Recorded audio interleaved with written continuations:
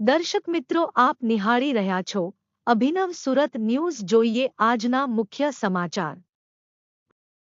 આજરોજ જિલ્લા પંચાયત નવસારી હસ્તકના તમામ તલાટી કમ મંત્રીશ્રીઓની એક દિવસીય ચિંતન શિબિર અને તાલીમનું આયોજન કરવામાં આવ્યું.